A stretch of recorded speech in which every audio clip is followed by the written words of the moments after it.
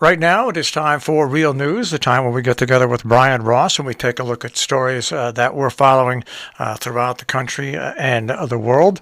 And it's a busy time. Good morning, Brian.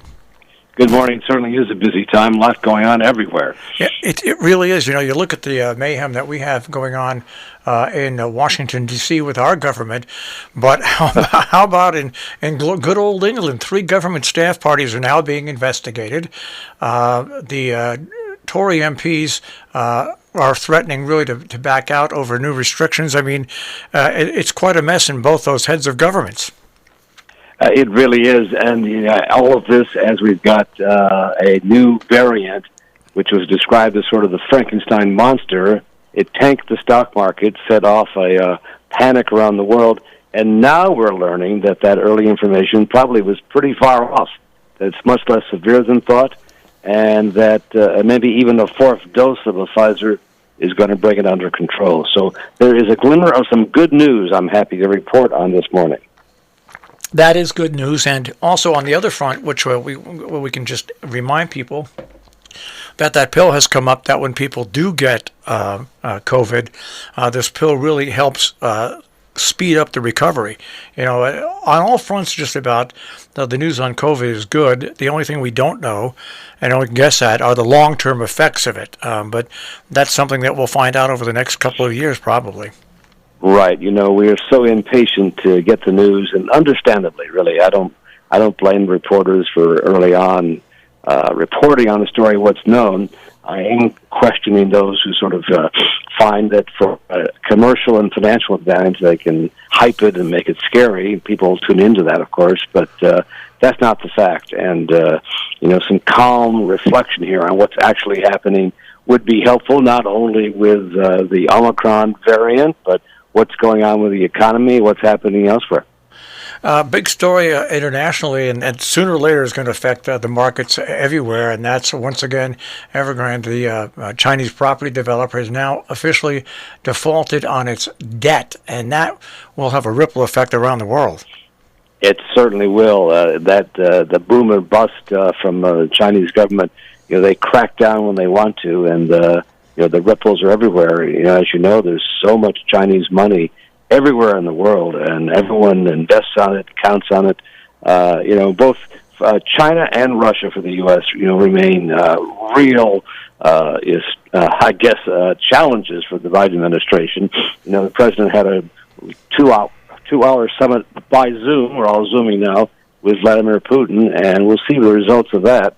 It is an important test for the president, as China sort of rattles the sabers over whether they'll try to take over Taiwan, and Russia with some 200,000 troops on the border of the Ukraine. They both think those countries sort of belong to them, and we don't. What's interesting about that, I was talking about this with my brother. If you look back in other times, World War II and before that, you take a look at Russia and China, both at the same time, rattling their sabers over, like you say, Taiwan and the Ukraine. The United States, of course, has a pact with Taiwan that it will defend it, and also we have an interest in Ukraine. It puts a tremendous amount of pressure on the United States because there's only so many troops that we have to go around, and there's only so much one can do. Right, and not on the table, from what I was able to learn, is the prospect of putting U.S. troops into Ukraine as a kind of tripwire. In other words, Russia would hesitate to go in there if there were U.S. troops. The counterbalance to that is Russia would see that as a huge provocation. And, not to take the Russian Putin side of this, because obviously he's trying to impinge on a freely elected democratic country.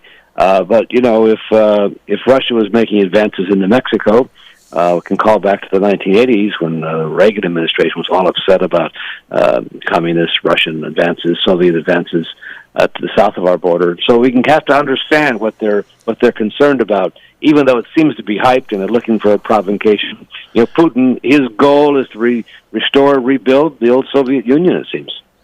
And step by step, and it was it was evolving slowly at first, but now with Putin firmly in control, like the old days, step by step, it gets quicker and quicker and quicker. It's easy if you're a dictator like Xi in China or Putin in Russia. It's much easier to pull things off than in a democracy like ours. As fragile as it may be, it still is. It works, but it takes a while to get everybody to agree. It's an interesting time across the world, and it's very interesting to see how President Biden is handling it. The difference between this administration and the last administration is there's no outwardly blowhardness. Okay, this is not brought up on a megaphone every day. It is kept much more calmer. I think most Americans probably appreciate that. It's hard to know whether they do. The normalcy of sort of things going on, diplomatic efforts are taking place. We don't hear about them as much, as opposed to somebody who was tweeting challenges to Russia or China, at 4:30 in the morning when he woke up and couldn't get back to sleep. I prefer what we've got now. Yeah, so do I. It's just it's better than my blood pressure. I can tell you that. I don't know about exactly. I don't know about anybody else.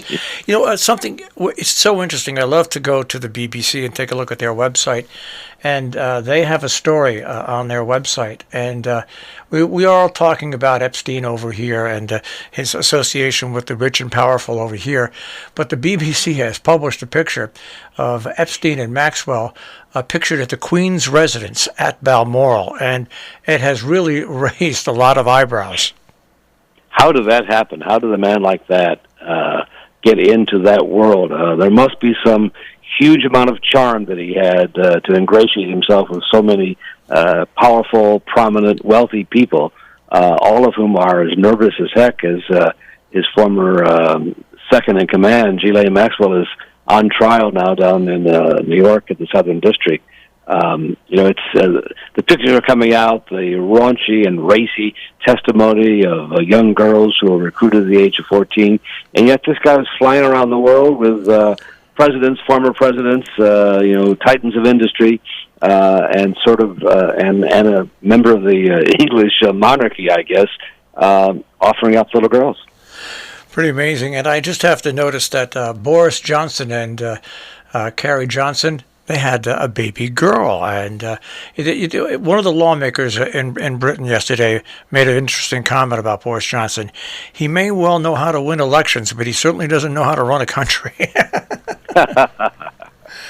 Well, I guess that's true. It's democracy isn't neat and pretty. And, as we've seen, as they see, elections matter and people's voices do count at some point. It's for me, it's fascinating. Looking back on this year as a whole, and it seemed to me it's almost like the year of the crackpot, where crackpots got a larger voice than they surely should deserve. Yeah, well, we're heading into the holiday season, and is this a time where you get a chance to take some time off, or does your schedule keep you busy right through this holiday period? I could tell you I have not been more busy working on a couple of documentaries for HBO. We've got something, we're going to do a documentary on Kyle Rittenhouse, Truth and Lies, what really happened there, all the misinformation and disinformation, plus a lot else going on. So it's a busy time. I'm always like, it's a good time to take a drive through the Sharon Green and just catch your breath and look how beautiful that is. Absolutely. Brian, have a good week. We'll speak to you next week. You too. Talk to you next week. Take care. Brian Ross and Real News here on Robin Hood Radio, robinhoodradio.com.